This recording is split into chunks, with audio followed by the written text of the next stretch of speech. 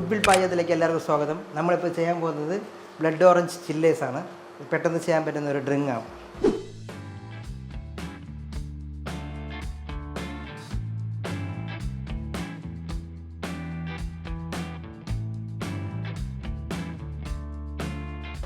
ആദ്യം നമ്മൾ ചില്ലേഴ്സിനുള്ള ഒരു ഗ്ലാസ് വെച്ചിട്ടുണ്ട്.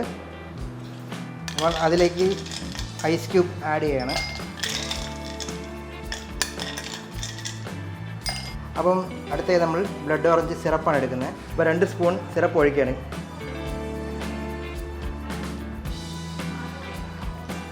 ഒട്ടവനപ്പില്ലാത്തതാണ് നമ്മൾ സോഡ ആഡ് ചെയ്യുന്നത്.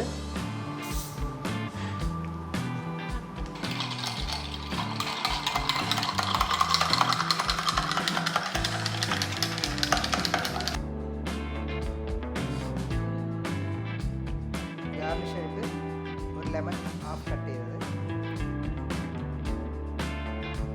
ഇതിൽ നമുക്ക് വേണമെങ്കിൽ മിൻറ്റ് ഗാർണിഷായിട്ട് വയ്ക്കാം.